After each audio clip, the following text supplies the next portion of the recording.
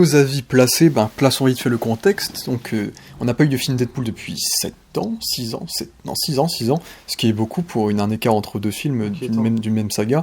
Et donc, Ryan Reynolds a accepté de faire le film Deadpool 3 en collaboration donc, avec Marvel Studios et donc Kevin Feige.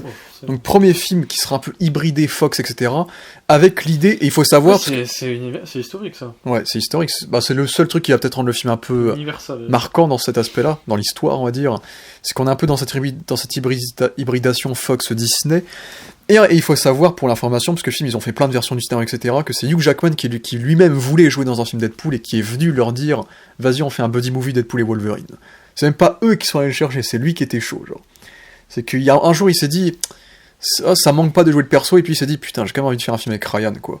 Et c'est ça qui est marrant, c'est que c'est ça qui était parfait pour faire ce buddy movie, puisque la relation Deadpool et Wolverine, c'est une relation qui est culte dans les comics. C'est la relation du gars grognon un peu aigri, du comique qui ferme jamais sa gueule. Donc c'est quelque chose d'iconique. Et puis les deux ont un peu la même origin story, ils sont reliés de base.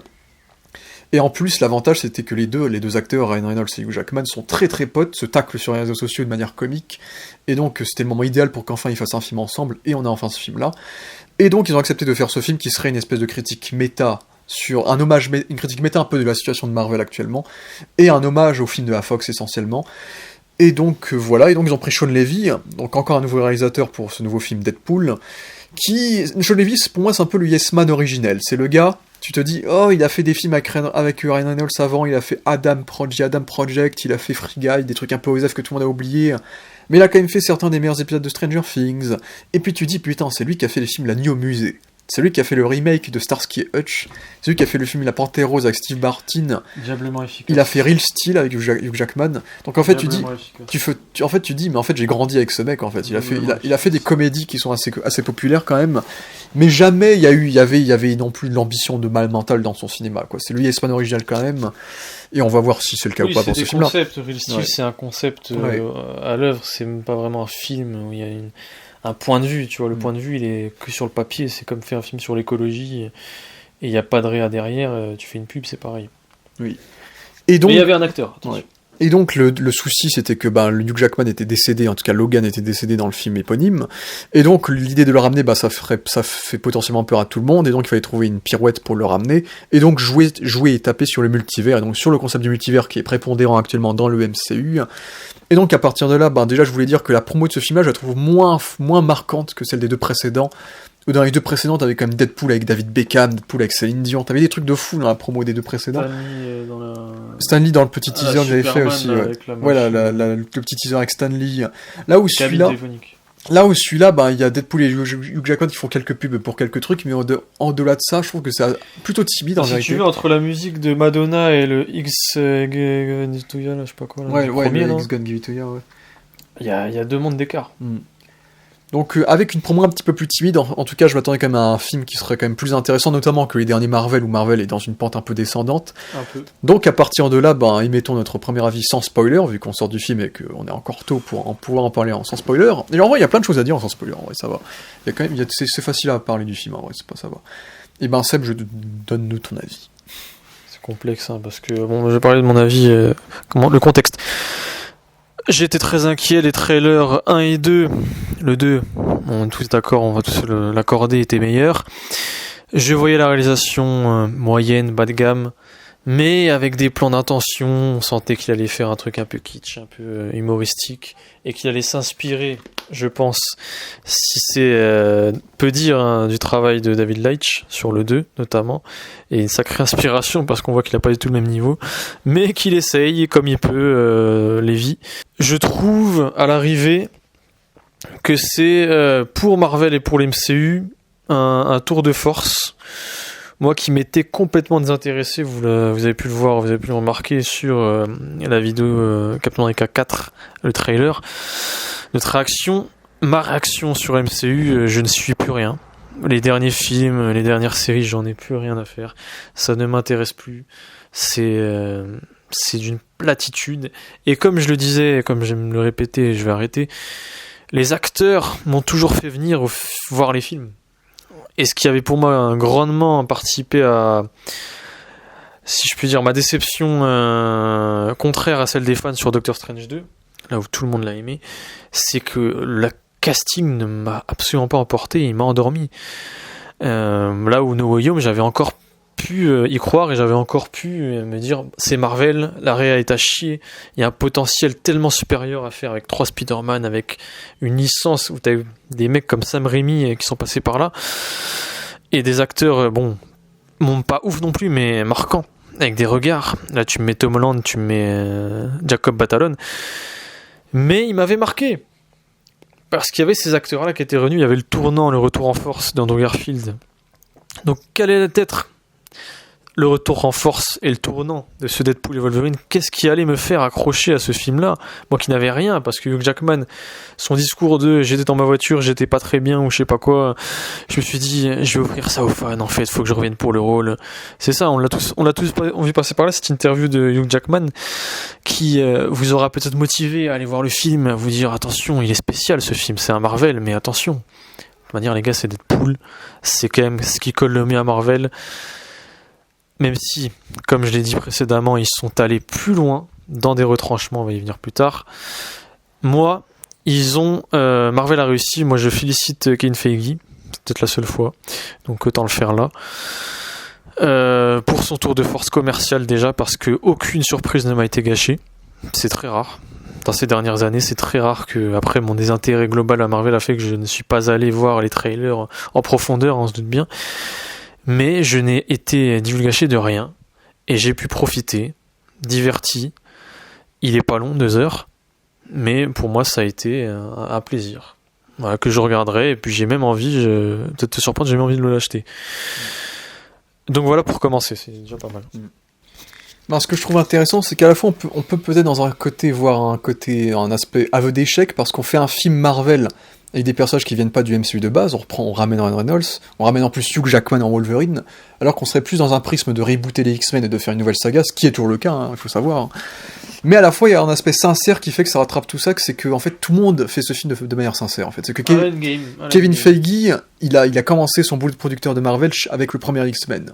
Donc lui aussi était très attaché à l'idée de ramener Hugh Jackman, c'est lui qui a proposé qu'on mette le costume jaune, enfin, pour Hugh Jackman, le costume culte de Wolverine, alors qu'il avait déjà joué le personnage durant 9 films, là c'est son 10e, quand même, et on sent que c'est un film entre potes. Sean Levy, Hugh, Ryan, ils se connaissent tous, ils se kiffent, et on veut faire un film qui à la fois va parodier le concept du multivers que Marvel a lui-même un peu épuisé, tout en rapportant la critique méta, en rapportant du gore et du rated R au MCU, ce qu'on n'avait quasiment pas eu. Il y avait Echo, mais Echo c'était de l'arnaque.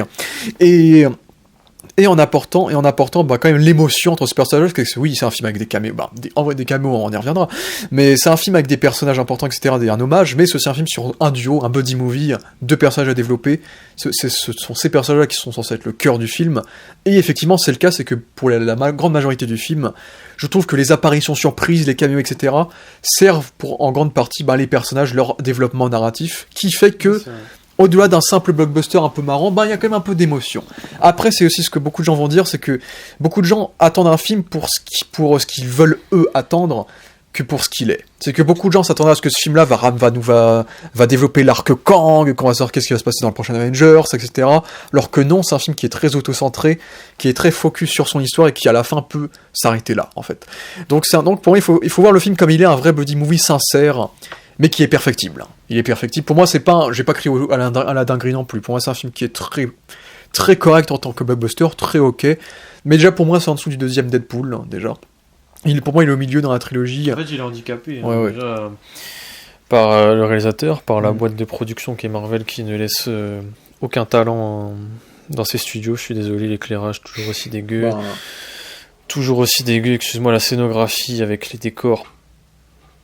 Ils ne savent pas filmer un décor. C'est le décor dans le crâne de Giant Man. Ouais. Ouais. On le voit tous dans le trailer, il n'y a pas de spoiler. Vous verrez là où il y a la chauve, là, Cassandra Nova. Il est sujet à de beaux plans. Il est sympa le décor. Même Edgar Wright, il t'aurait fait plus intéressant. Je pense à Ant-Man 1, même Ant-Man 1 t'aurait fait plus intéressant. Mais non, mais globalement, c'est pas la force de Marvel, ils ne savent pas faire ça. Ils ne savent pas réaliser, ils ne savent pas rendre iconique peut-être. Parce que là, je sors de ce film-là, je vais être un peu comme dans le 2, dans le sens où il n'y a pas de moment, c'est juste pour moi, c'est un road trip. tout est cool, tout est doux, c'est agréable, on est caressé. Et un truc qui est marrant, qui est intéressant, c'est que oui, il y a des caméos, et c'est vrai que un peu au contraire des autres films Marvel, et même on va penser à un certain The Flash, faudra y venir bien sûr. Parce que je pense que c'est un peu l'antipode de The Flash, ce sera l'antipode de The Flash pour beaucoup, attention, je vais défendre mon chouchou. Oui, les caméos sont utiles au scénario, et du coup ça fait que tu vois des caméos, t'es agréablement surpris si vraiment tu ne t'étais pas divulgaché la surprise, mais comme ils sont utiles dans l'histoire, et comme tu suis Deadpool, tu suis Wolverine et t'es avec eux, bah tu dis, ah il se passe un truc là, il se passe un truc là, et ça reste doux. Ça crée ça fait des petites secousses, tu te marques un peu, t'es un peu marqué, mais c'est utile, c'est vrai que c'est une force, je l'ai pas forcément remarqué sur les anciens films, que ça pouvait être une faiblesse de les mettre juste comme ça. Puis, non, bah voilà, moi je salue Kevin Feige parce que la com a rien divulgaché, moi ça c'est fort. Je salue aussi Hugh Jackman d'avoir accepté ce massacre, parce que c'est un massacre de qui il est, de qui il incarne, j'ai envie de dire, ça n'est plus tout Wolverine, c'est autre chose. Puis, que dire, moi j'ai... parce que toi tu parles de film, moi j'ai pas tendance à parler de celui-ci comme un film, et même de Marvel, je pense que je vais arrêter ce terme. Je pense que Marvel ne produisent pas de films. Pour moi, ils produisent des moments, des épisodes si on veut, comme disait Scorsese, ou des attractions plutôt, comme il disait. C'est un roller coaster, c'est un moment qui passe, il y a quelques montées, quelques secousses, mais ce n'est pas du cinéma. Et pourquoi cela ? Parce que ça manque de point de vue. Ça me rappelle un peu les Gardiens de la Galaxie 2, qu'on avait beaucoup aimé. On est à la limite, moi je suis à la limite de dire, est-ce que c'est du cinéma ? James Gunn est un réalisateur, attention. J'ai quand même beaucoup de mal avec James Gunn sur beaucoup de points, et les Gardiens 3 n'ont fait que conforter ces points-là pour moi, même si dans Peacemaker il s'est vraiment laissé aller, il a vraiment fait un contenu série, donc c'est pas du cinéma. J'ai toujours du mal à parler de cinéma. Et quand on voit ce qui arrive après, Captain America 4, c'est quoi après ? Je sais même plus.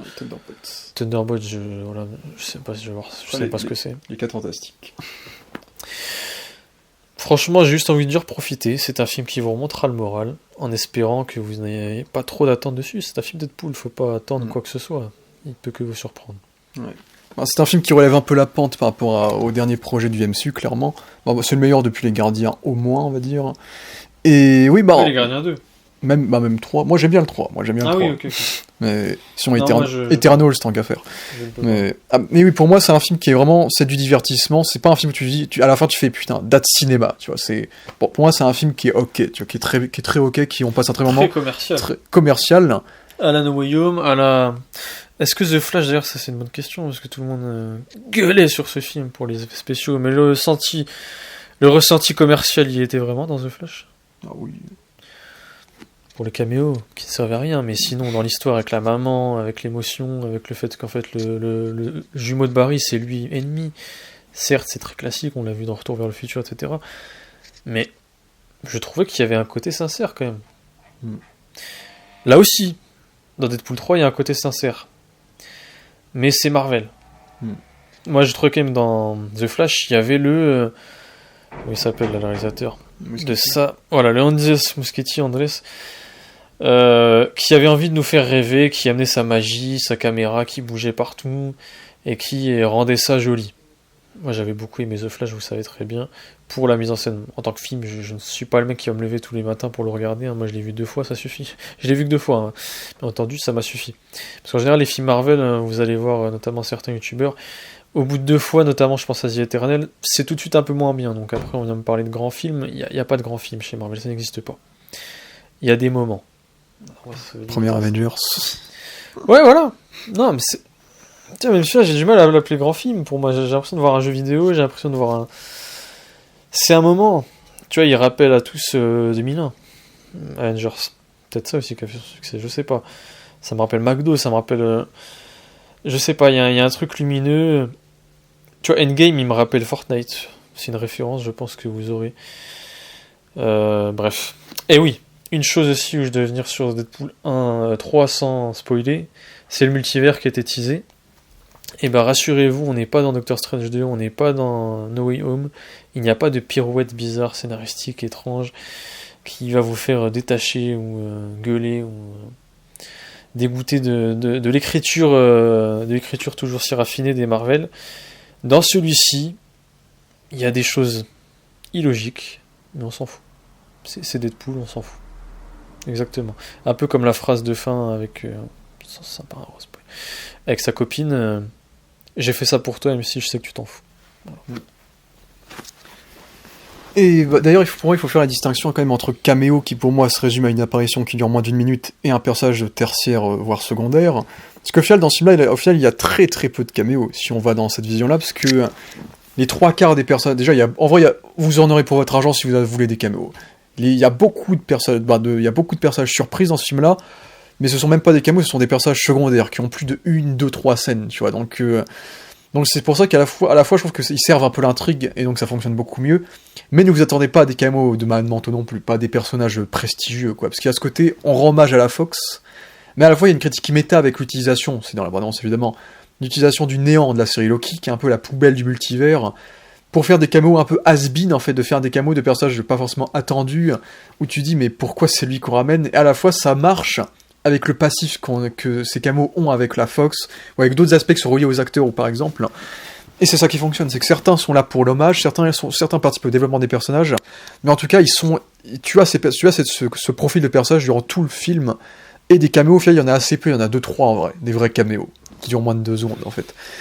Et si je dois parler de technique, la réalisation de Sean Levy, je la trouve de moins en moins bonne, on va dire, c'est que le début du film est meilleur que la fin, pour moi. C'est ça, en fait, si tu lui donnes le storyboard, il prend David Leitch, là, il a l'écran, il regarde Deadpool 2, il voit le plan, il dit, ok, ça je sais faire, il a fait comme ça, je peux le faire. Mais après, il y a des trous, tu vois, sa scène d'action, elle est pas pareille, la scénographie est pas pareille, il est dans une forêt, David Leitch, il a tous utilisé la table dans la cuisine, il a utilisé les fourchettes, lui, il sait scénariser avec la scène, tout simplement, je sais plus comment on appelle ça. Il sait mettre en scène, tout simplement, utiliser son décor. C'est la moindre des choses dans le cinéma, mais c'est ce qu'on ne fait plus du tout, bien entendu, le MCU ne l'a presque jamais fait. Mais lui, tu vois, son cerveau, il déconne à un moment. Ça me rappelle un peu les footballeuses. Au bout d'un moment, quand il faut faire un contrôle précis, une passe dans les pieds, ça devient vite compliqué. Ça me rappelle les autres équipes féminines que toutes autres que l'Espagne, bien entendu. Parce que tu as une intro qui est certainement l'une des meilleures séquences d'intro du MCU, je pense, qui est super bien réalisée, qui est super bien rythmée, qui est très bien foutue, qui est très claire et nette et précise et très stylisée, et qui brise à fond le 4ème mur en plus. Et que Sean Levy a bien géré, même si je pense que c'est pas lui qui a eu l'idée, du coup. Parce que Sean Levy, ça reste un faiseur, et ça se voit dans ce film-là. Moi, je pense que Ryan Reynolds est aussi un type à saluer, notamment dans ce succès que sera Deadpool 3. Je pense honnêtement que c'est lui le véritable auteur du film, c'est lui qui a chapeauté les 3, il a produit les 3, il a coécrit celui-là aussi. Il y a eu l'improvisation. Celui-là, ça me rappelle un peu, tu vois, dans les dernières sagas, là, il y a un autre film où c'est le cas. Ça va te revenir, je pense, notamment X-Men, où se sont barrés Bryan Singer et tous les fondements. Les acteurs, ensuite, il restait plus que l'adjoint, là, comment il s'appelle Simon Exactement. C'est un peu une autre saga où ce sera dans Venom 3, voilà. Ouais, les réals sont barrés, les acteurs sont barrés, bon, il y en a qu'un en réalité, mais il est payé. Et il reste plus que la scénariste de merde. C'est pareil dans Deadpool 3. On a perdu tout ce qui était technique, le staff technique il est parti, vous perdez au Barça, vous perdez Xavi et ses adjoints, vous n'avez plus rien. Là c'est l'adjoint de coin qui va tenter, mais c'est l'incarnation du film, et c'est en ça peut-être que le débat qu'on tiendra peut-être plus tard sur Est du cinéma se pose, parce que mine de rien c'est quand même l'acteur qui sauve le film, et c'est un élément majeur du cinéma, l'acteur bien entendu. C'est lui qui va devoir se démultiplier pour dire attends, mais avec David Leitch c'était comme ça et tout, faut que ce soit un peu comme ça et tout. Nous n'avons pas vu les derniers films de Sam Levy, donc on peut pas juger sur je sais pas si t'as vu Free Guy, mais donc voilà, tu peux pas tant juger sur est-ce qu'il avait déjà un certain niveau, etc. Mais je pense honnêtement qu'il regarde ce qui se fait à côté, et que le fédérateur de celui-ci c'est notre ami Ryan Reynolds. Je ne suis pas un grand fan de Ryan Reynolds habituellement, mais là c'est un peu son film chouchou, c'est un peu son personnage à lui, Et je trouve que, en tout cas, dans le contexte de Marvel, il gère bien, et on voit qu'il connaît parfaitement le personnage qu'il incarne. Et pour moi, comme je sais pas si je l'avais déjà dit avant sur la chaîne, mais je pense que c'est le meilleur casting de l'histoire des super-héros, tout simplement, parce que déjà, le gars est canadien. Donc à partir de là, le gars, il est parfait pour le rôle, il a la voix, il a la carrure, il a tout ce qu'il faut pour le personnage. Donc pour le coup... Bon, déjà, il est canadien. Tous les autres, Hugh Jackman, il est australien, Margot... Il y a Robert Downey Jr. quand même. Ouais, ça se tape. Il y a Loki quand même. Il est pas d'Europe de l'Est, il est pas norvégien. Tu vois. Mais pour moi, ça se tape. Tu vois, il est dans le top 3 pour moi en tout cas. Mais oui, parce que si en termes de rap, Sean Levy, comme j'ai dit, il y a la scène d'intro, et il y a la première fight, ce qui est dans l'abondance, entre Wolverine et Deadpool, qui est bien rythmé, qui est pas trop mal foutu, qui est plutôt cool et bien stylisé. Et en dehors de ça, quand c'est les scènes d'action, t'as un petit hommage, qu'on va évoquer un spoiler, à Old Boy, qui est très bien foutu. Mais je pense qu'on doit beaucoup cette séquence au département numérique, comme d'habitude, chez Marvel. Puisque sinon, en tout cas, quand il y a des scènes d'action un peu chorales, et ils sont souvent très saccadés, très typés chez Kikam, on comprend pas forcément tout, et c'est très dommage, et c'est très classique, et sinon la mise en scène est lisible de manière générale, mais elle est très bateau et plan-plan. En fait, c'est la mode actuelle, c'est-à-dire, vous voyez les dernières séries, c'est simple, regardez juste toutes les séries Disney+, produites par Disney, vous verrez quel est le savoir-faire de Disney. Parce que c'est sur ces séries-là que... Souvent, en général, sur une série, si c'est un showrunner qui sait un peu ce qu'il veut faire, tout le monde va s'adapter à ce showrunner. Mais Marvel, Disney, précisément, même si les séries Marvel ne font pas exception, parce qu'on est sur la plateforme, et on est chez le roi Disney, qui apparemment est en train de se nettoyer environ tous ces misogynes et tous ces fascistes, etc. Hein, la belle blague. Est-ce qu'ils sont pas un peu juste en face de nous ? Disney, le très beau studio, le niveau de réalisation est sur la plateforme. Regardez, c'est très simple. Obi-Wan, meilleur exemple. La meuf, elle a travaillé sur Breaking Bad avant. Je sais plus son nom. Deborah Shaw. Exactement, elle a travaillé sur Breaking Bad avant. Elle avait des consignes. Les consignes, c'était tu filmes un peu comme ça. Et en plus, je sais pas, elle avait réalisé de très bons épisodes, il me semble. Même si le meilleur, c'était La Mouche, bien entendu. Toute la série se résume à de la shaky cam moyenne, où c'est pas les frères Rousseau, ça va pas très vite, mais ça bouge, parce qu'on sait pas comment le spectateur va trouver la série si on bouge pas la caméra et que c'est juste plat, parce qu'il va vite voir que les lumières sont pas terribles, il va vite voir que les costumes sont mal éclairés, il va vite voir que la scénographie en a pas, sauf dans le combat final où ils utilisent les pierres, incroyable. Et en plus, ce sont des pierres, c'est même pas des vrais décors, genre un vaisseau, ça aurait été très stylé, tu vois. Avec l'argent qu'on a aujourd'hui, je sais pas, avec Star Wars, il y a tellement de choses à faire, bordel.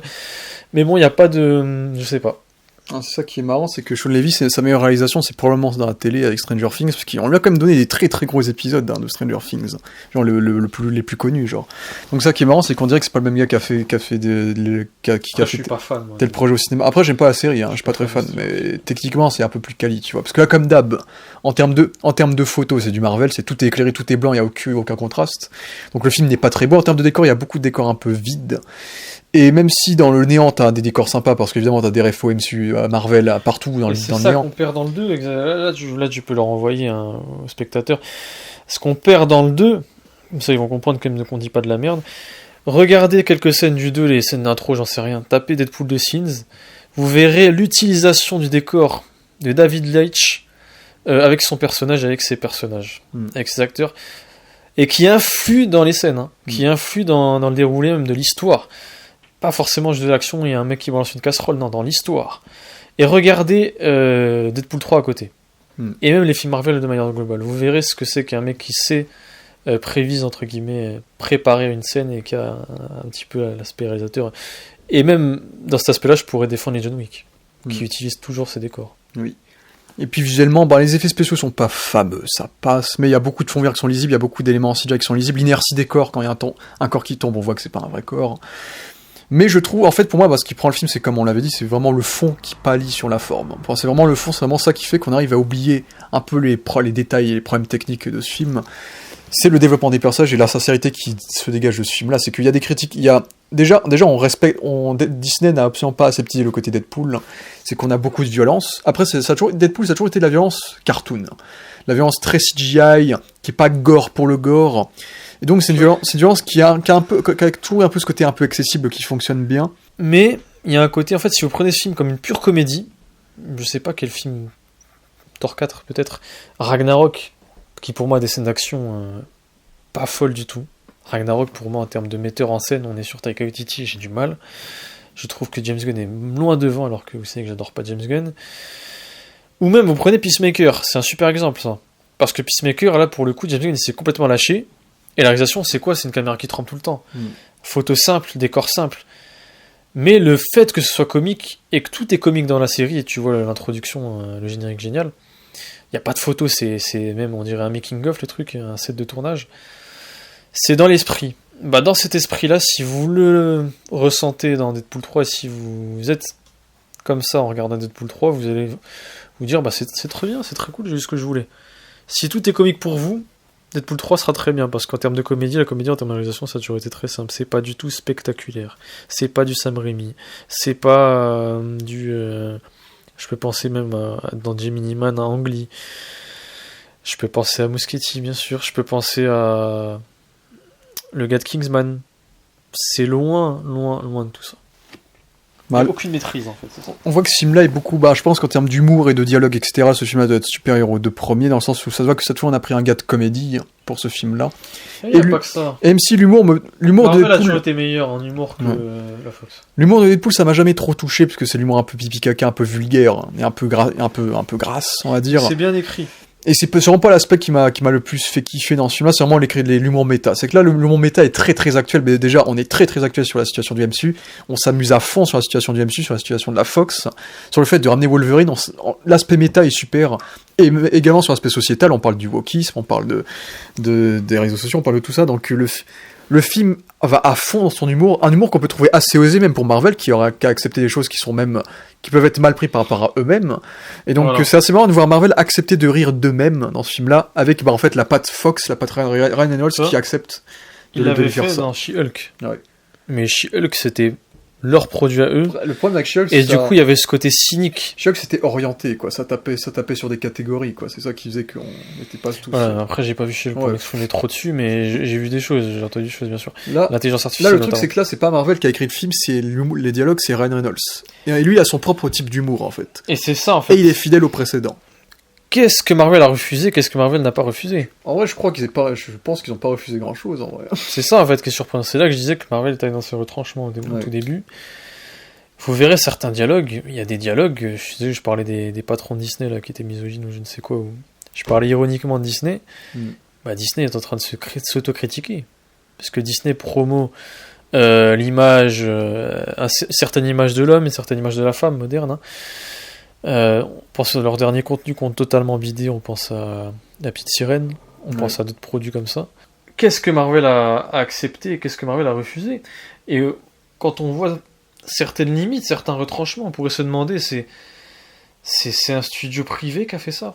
Tu vois, il y a quand même un aspect roue libre que Marvel a totalement accepté. Je pense que dans un besoin de succès, de créer du succès, parce que ça fait depuis Ant-Man 3 qu'il lui aurait échappé, Marvel a accepté plein de choses.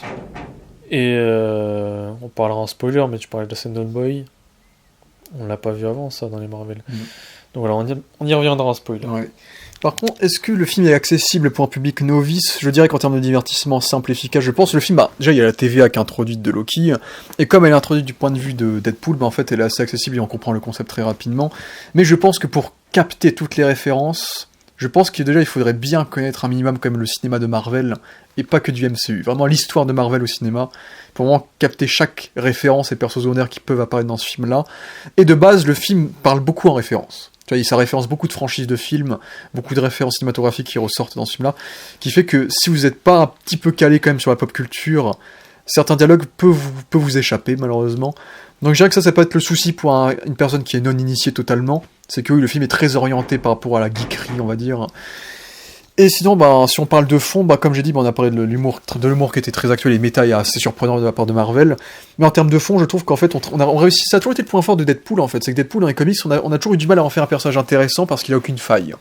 C'est un personnage qui brise le quatrième mur, qui est conscient de sa situation, qui n'a pas forcément de défaut parce qu'il est immortel, qui n'a pas forcément de relation trop affectueuse envers certains personnages. Là où dès le premier film, ils ont fait une relation avec sa copine, et c'était l'enjeu du premier. Dans le deuxième, il perd sa copine, et là, il est dépressif pendant tout le film, et on lui ramène même sa mortalité. Et dans ce film-là, on est sur un personnage qui vit une crise de la quarantaine, en fait, et qui ne connaît pas trop le but qu'il veut avoir dans sa vie, en fait. Et c'est avec ça qu'on arrive à utiliser des références un peu de crossover Marvel, etc., pour montrer que le personnage ne sait juste pas quoi faire et est juste perdu, en fait. Et il veut sauver la seule chose qui compte pour lui, c'est-à-dire ses amis. Par contre, assez déçu, il y a quand même des refs, et on assume l'existence de Deadpool 2, assez déçu qu'il n'y ait ni Cable, ni Domino, ni le gosse de Deadpool 2 dans sa liste de meilleurs amis.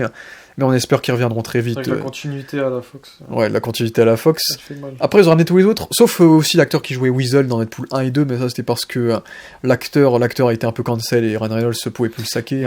Et Wolverine, dans cet aspect-là, Wolverine c'est un peu le même délire. C'est un Wolverine qui est dépressif, qui est perdu, qui a plus vraiment de but dans sa vie et qui lui aussi doit chercher un but, et les deux en se réunissant doivent avoir un but commun, qui va former ce couple un peu buddy movie, ce duo buddy movie, de personnages qui se saquent pas et qui vont apprendre à se saquer évidemment du début à la fin du film. C'est un film qui est prévisible dans sa structure, c'est un buddy movie.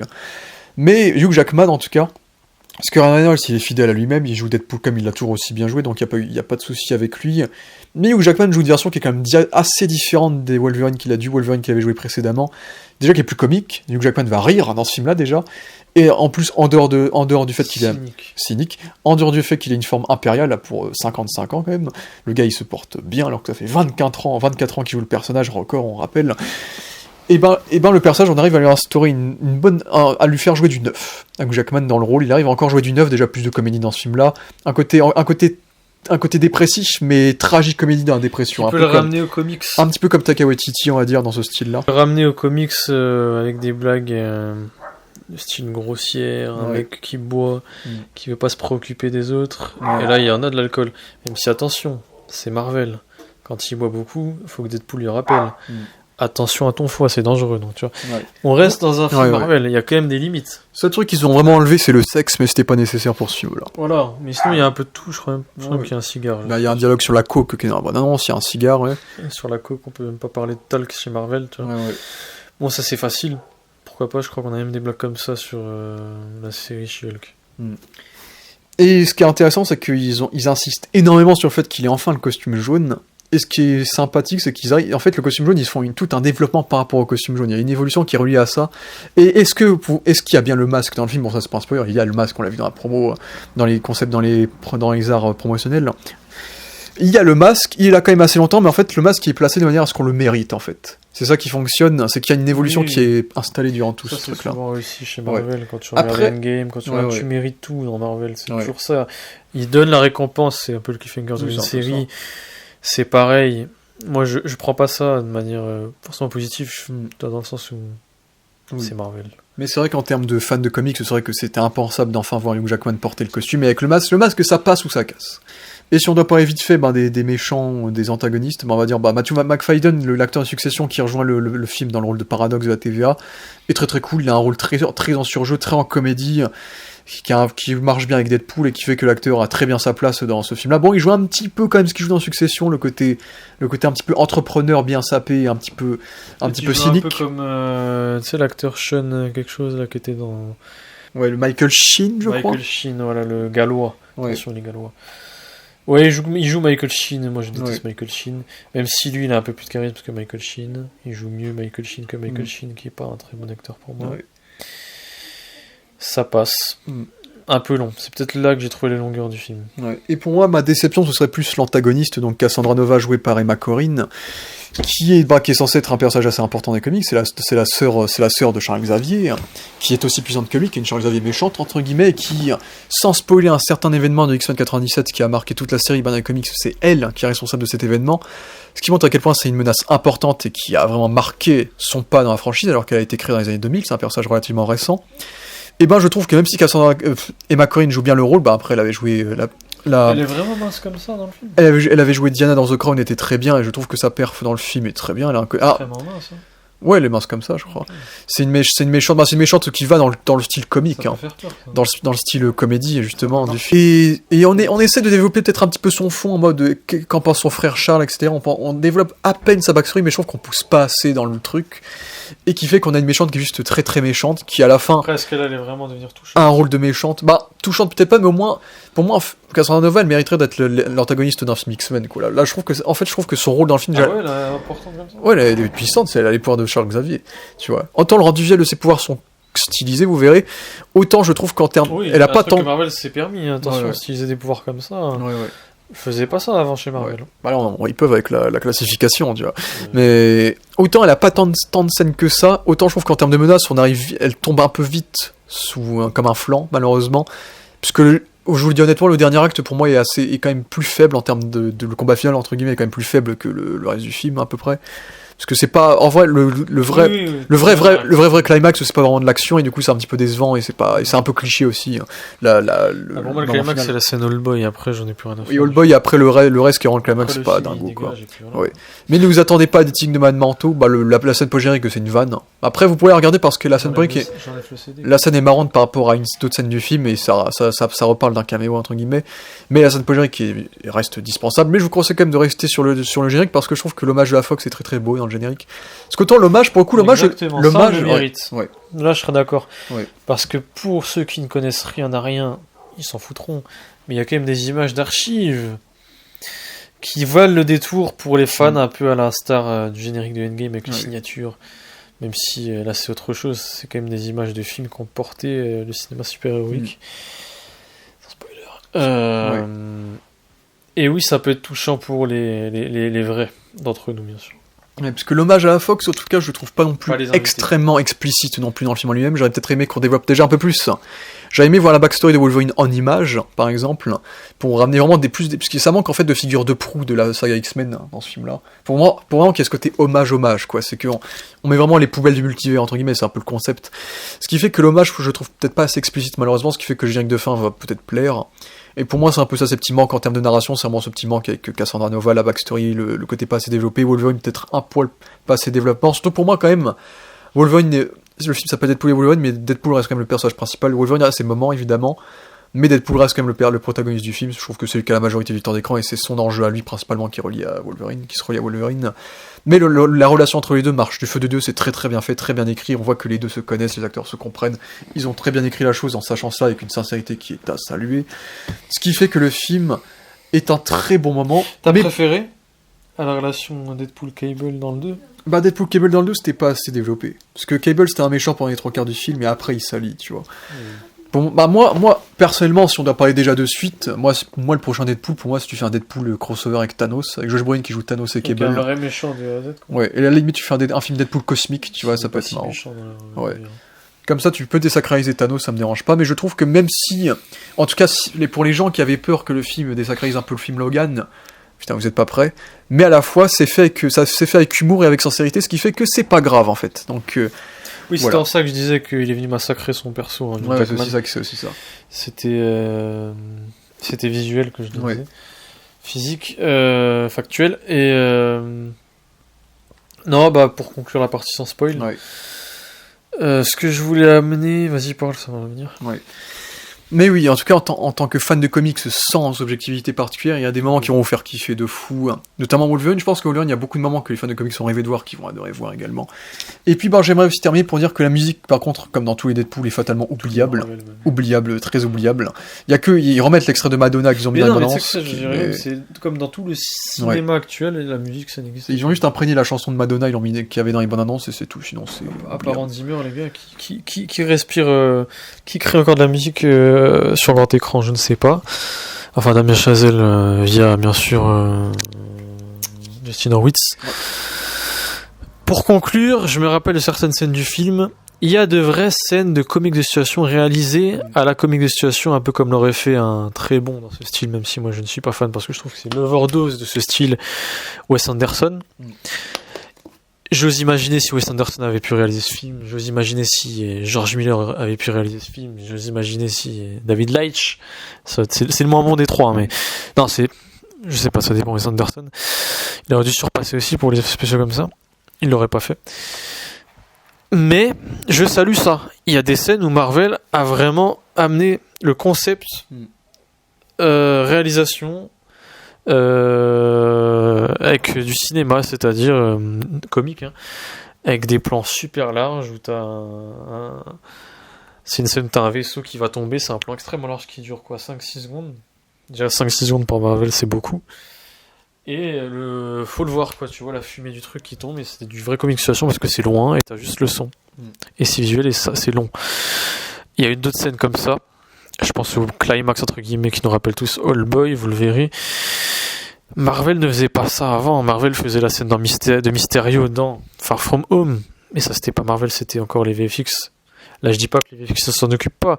Mais pour poser sa caméra 6 secondes et faire... Là, on va faire du comic de situation. On va perdre un peu les spectateurs. Marvel ont tellement peur de ça. Non, il y a un peu de cinéma là-dedans. J'ai quand même envie de sortir ça du lot. Même si le tout n'a pas de maîtrise. Hein, c'est ça que je reproche aux non-réa et aux ceux qui ne s'y connaissent pas. Il y a juste à prendre celui d'en face, Flash. Et Muschietti avait une maîtrise dans ce qu'il faisait, même si ce n'était pas grandiose absolument dans toutes les scènes. Hein. Les dialogues sont comparables à ceux de ce film-là, sauf que la caméra ne tremble pas. Il y a une prise de risque. Il y a plus...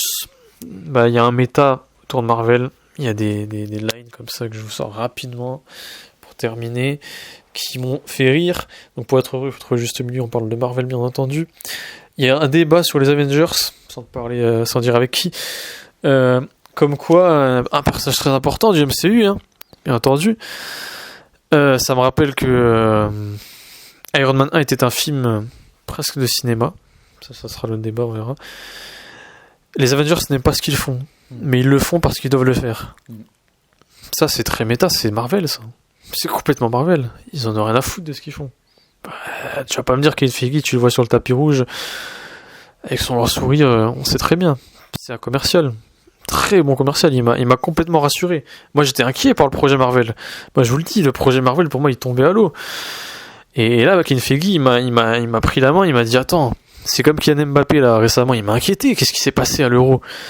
Deschamps, il m'inquiète encore, là, il m'a pas rassuré, hein, j'attends. Je déteste hein, le jeu et tout. C'est moche, c'est dégueu. Le Real Madrid, c'est moche, c'est dégueu. Mais le coup de génie, le coup de chapeau, Kevin Feige, il a ramené, il va renflouer les caisses, là. Là, il va réconcilier les gens. Et moi, je suis content. Pourquoi je suis content? Vous allez me dire, tu devrais pas être content si tu t'aimes si peu Marvel. Pourquoi je suis content? Parce que ça ouvre des possibilités infinies. Et malheureusement pour nous, ou heureusement, seul Marvel pourront les ouvrir. Seul Marvel a les droits de tous ces acteurs, l'argent pour se les ramener, et la motivation, enfin le facteur X, j'ai envie de dire le plus important, je le ferai comme ça, un peu comme quand on rejoint un club en déroute comme le Barça, c'est l'estime. Aujourd'hui, Marvel, c'est l'estime de tout un peuple de personnes.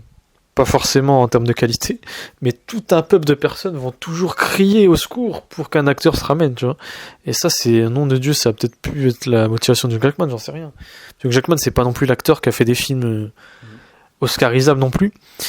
Donc est-ce que c'est un acteur qui finalement avait juste besoin, je vais pas dire d'argent, mais est-ce que c'est un acteur qui a finalement juste besoin d'être aimé, tu vois, un peu comme l'histoire de son personnage dans ce film-là. Marvel a ça, a cette force-là. Qu'on le veuille ou non, il n'y a que qui pourront nous ramener à Spider-Man 4 avec Sam Raimi, j'en sais rien, même s'il a perdu de sa superbe sous la houlette de Marvel. Andrew Garfield, le grand Andrew Garfield, ou même Tobey Maguire qui nous ferait plaisir après sa bévue, disons comme ça, sur Babylone. Il n'y a que Marvel, malheureusement ou heureusement. Et DC aujourd'hui est un studio qui n'a pas de stabilité, pas de maîtrise. On verra dans les années, mais j'y crois moyen. Là, en tout cas, il nous a, je pense, rassuré avec le projet Marvel, et ça, c'est un tour de force, tout en incluant des prises de risques. Comme je l'ai dit, le comic de situation, les blagues très méta, notamment une scène où Deadpool, il va faire de la vente. C'est un métier moyen. Marvel, quoi, moyen. Et du coup, ça fait synonyme du juste milieu de Wade Wilson dans le film. C'est son juste milieu, mais il se réalise jamais dans celui-ci, tu vois. Ça, c'est des choses qu'on voit pas forcément dans Marvel. Et il y a une phrase encore plus forte, c'est « On est humain, on a besoin d'être motivé ». Marvel motivé par ce qu'ils font, j'y crois pas une seconde. Donc là, il nous y a fait croire, ne serait-ce que ce film-là, parce que la suite, avec Captain America 4, comme j'ai dit, j'y crois moyen, j'y crois même pas du tout. Il aura fait effet et il aura, donné l'impression. Et c'est ce que fait Marvel depuis longtemps. Ils donnent l'impression qu'ils sont grands. Et là-dessus, je remercie Kevin Feige parce que le business, c'est avant tout donner l'impression. avant de sortir le film, tu ne sais pas s'il va marcher. La réalité, elle est comme ça. En plus, t'as eu le Covid avant. Tu sais, le business des films, il n'existe même plus. Aquaman 2, il a fait quoi, deux fois moins. Après, il y a des critiques. Il n'y a plus de réalité. Marvel a toujours la réalité en main. A toujours la maîtrise de la réalité. Parce qu'il donne l'impression de la voir, tout simplement. Réfléchissez. Et pour terminer, en termes de durée, le film fait la même durée que Doctor Strange 2, mais autant avec le 2, je trouvais que le film-là était assez rushé par rapport au concept du multivers, autant celui-là, je trouve qu'il est bien rythmé comme il faut par rapport à ce qu'il raconte. Et une chose est sûre, je dirais, c'est que ça va être très compliqué de recaster Wolverine après ce film, parce que ce film fait tout pour nous dire que Hugh Jackman est le Wolverine ultime, donc c'est marrant. Et voilà, c'est ça qui a été marrant quand ils vont devoir tout reboot. Donc voilà pour cette partie sans spoiler. Je pense qu'on va pouvoir passer en partie spoiler et débattre sur, raconter tout le reste du film en détail. Mais on peut en parler en spoiler, on s'en fout. La VO, je trouve pas qu'elle a l'air vachement différente de la VF quand tu vois ce qu'ils ont traduit et comment ils l'ont traduit. Je trouve pas que la VF elle est grave étrange. Il y a des expressions, je suis désolé. Il faut que on va faire le boxon. Mais qui dit ça? Il faut que je dirais que ça a été traduit en Franche-Comté. Ils ont dû réadapter, mais il faudra qu'on voit le film en VO, puisqu'on l'a pas eu en VO, mais je le reverrai en VO après. En tout cas, la VF m'a un peu surpris sur des expressions, c'est-à-dire que les dialogues sont pas inintéressants. Oui. Donc voilà, et maintenant, à partir de maintenant, je vais certainement couper la vidéo, et donc nous allons spoiler.